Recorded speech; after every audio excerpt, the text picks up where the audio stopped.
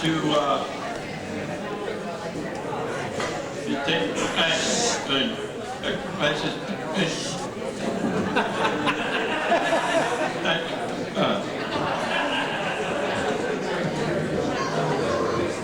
just wanted to let you know that I certainly have enjoyed the chance to be MC on your show, and obviously you don't care if that's true or not.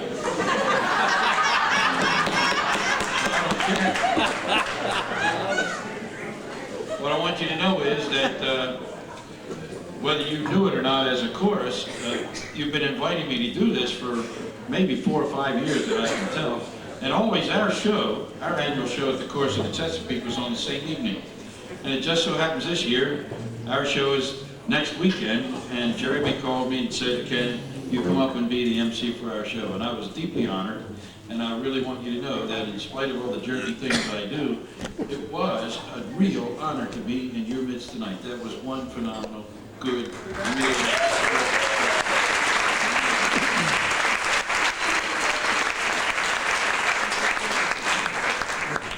So, this farmer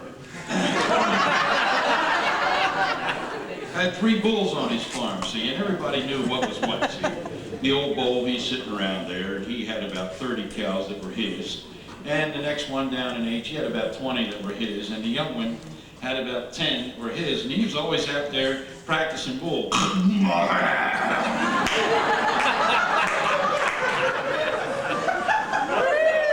Everybody knows it was cool. Everything was okay. That ain't it yet, lady. You'll see it when the punchline comes. Anyway, they're sitting out there minding their own business when all of a sudden they overheard the farmer say he's going to bring a new bull to the farm. Well, the old one says, "If he steps into my territory, I'm going to tear his face off." The next one down said, "Yeah, me too." And the young one starts again. And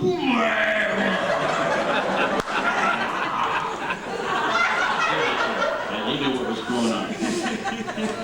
So they're sitting around there knowing who was who and what was what, and they rolled that truck up there, and out stepped the biggest, meanest bull you have ever seen in your life, man. He took steam coming out of his nose, 10-foot horn, 25-foot tail.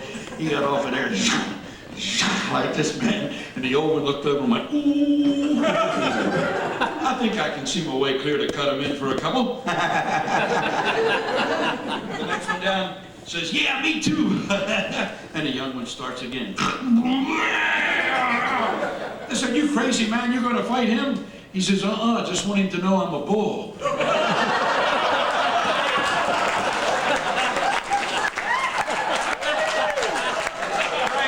Seconds to stretch, not get up or anything, but just, change your buttock position, all right? And while you're doing that, I wanted to say something to you that's pretty important. I realize that I get up here in my zeal to perform, and sometimes I give you that business with my teeth and all, and I realize that offends some people. And if I've offended anyone here this evening, too bad. Now, the only reason I'll bring it up is because somebody asked me to. But the thing is, I wanted you to know that I've had these ever since I was age 19. Now, that's some time ago.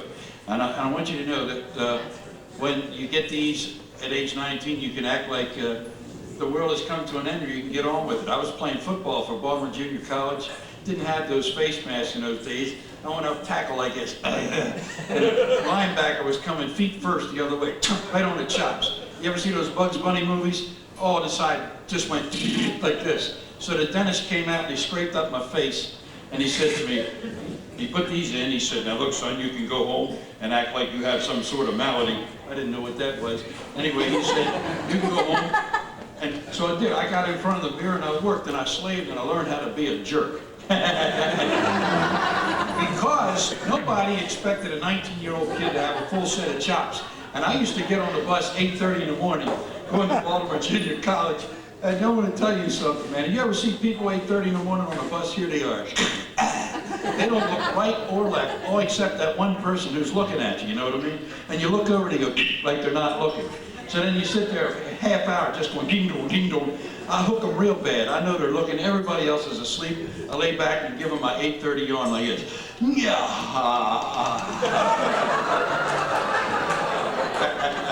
He smacks the guy next to him and said, take a look at that. I'm sitting there like this.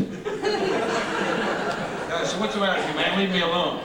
So then I give him my slow drop. Now the slow drop is something you really gotta watch because it makes his brain come right through his nose. He can't believe it.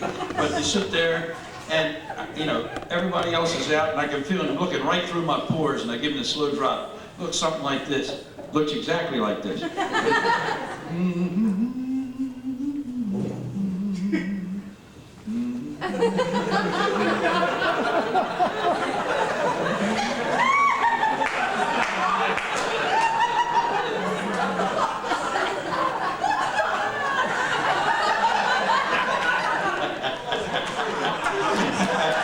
He smacks the guy next to him and said, take a look at that. I'm sitting there like this.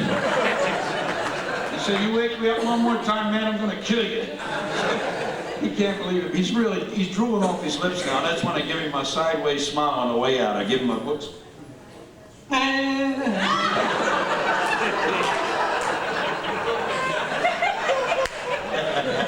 You people are great. I'll tell you some more, but you'd only laugh. Well, I'll tell you what I've done here, ladies and gentlemen. This act that I'm just in the middle of right now, I could go on for a long time, but I'm not going to because I know you want to do this. But I want to tell you something. You know, we as barbershoppers really do not know, and I bet you don't know either. I couldn't tell you what 12 men in the chorus of the Chesapeake do for a living if I had to. In other words, because we just get in there and sing. We don't care if they're, whatever, executives, laborers. They're all together. So one day, one of my men came up to me and he said, hey, Fred, you know what I do for a living? He's a charter member. I said, no, Bill, I don't. He said, I'm a dental lab technician.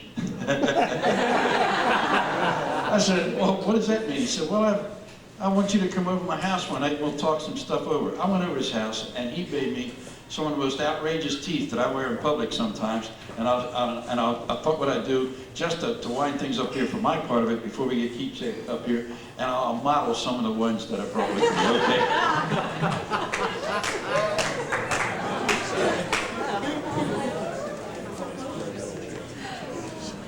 Now these are the kind you stand on street corners and scare little girls with, you know, while they're waiting for a bus. They stand in there, and you just look down on them like this.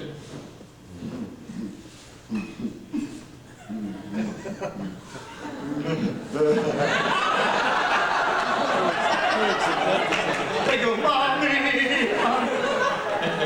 I wear these for trick-or-treating, you know what I mean? Then comes the door, I go, what do you want? I said, here, mister, you need the candy more than I do.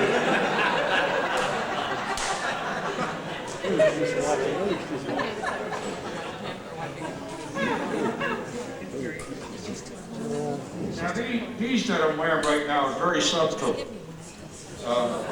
You have to be close to see it, but I thought I'd wear them for you anyway. Can you see what they are? I stand around the airport, people walk around and say, what the hell's wrong with that guy's face?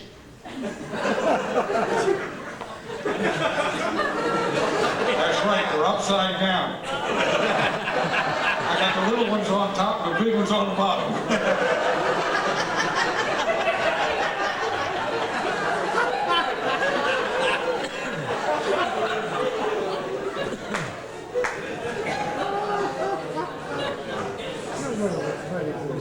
I know you like that view better, but I can't help it. Now here's the kind, you go in the airport and you ever watch people, they sit there and the chairs are aimed at the glass window where the plane is through it, and everybody goes down there and looks, right? So I go down there and stand in front of the crowd who are reading newspapers and whatever, they're aimed that way, and the guys come behind me and they call my name. Well, what do people do? They call my name, they look to see who they called, right? So I'm standing there with my back to them and they go, hey, Fred! And I go like this. Yeah, what do you want, boys? I mean, there's some kind of bad look, and you see people in the newspaper go, get out of here. They can't believe it, man. These are really terrific. They look like toenails, don't they? Yeah, you walk up and say, give me a kiss, baby.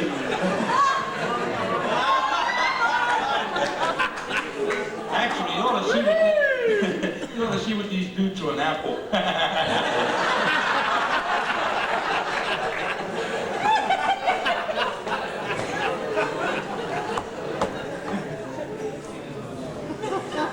Now, these don't look too bad, see? These are pretty normal looking until I yawn or do something like that, because you never saw anybody's teeth do what these are about to do. You ready? You just go, yeah,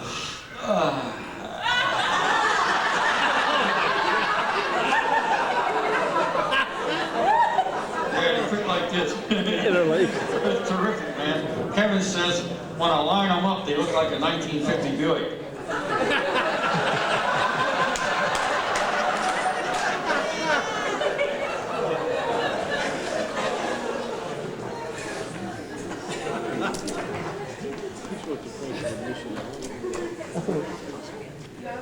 Now, it's great when you go in a restaurant, because I'll tell you, people don't pray.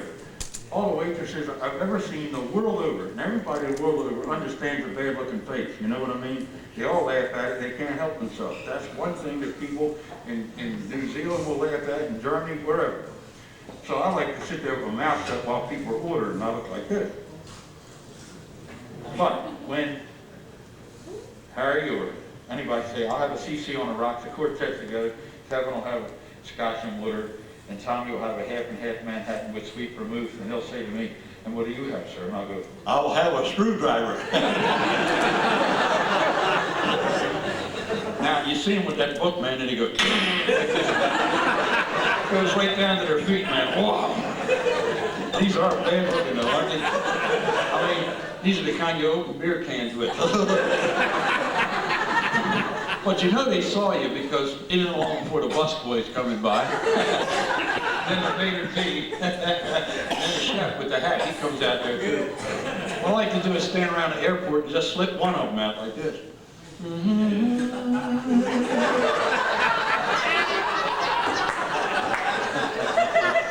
Looks like Kukla, Fran, and Ollie, don't it? Of course, none is fun.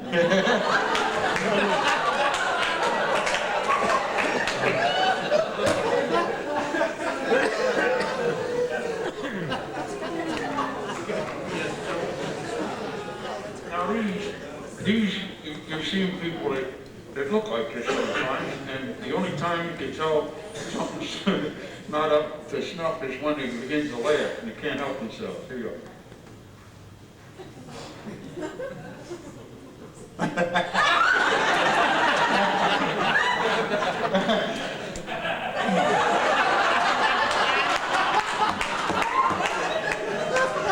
You want to try these, lady? I want to tell you. You try to say vavoon, you can't do it. Barbershop. Well, anyway, I just thought I'd knowledge for you, and the one thing I found out these are really good for is eating corn on the cob through a chicken wire fence. Now comes the biggest problem of all, finding the ones I usually wear.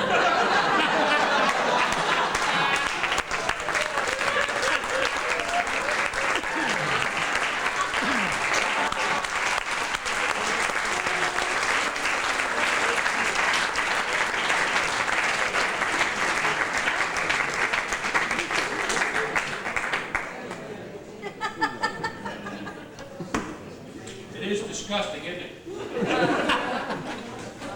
He had a bag on there. Yeah. One time, no kidding, one time, I've had these all over the world. It was great. In England, seriously, one time, this went through customs, see, and you got a little bag, you know, and he says, oh, I have to have a look at that, don't you know? And so I gave it to him, and he zipped it open. No kidding, this is what he did. He went, my word.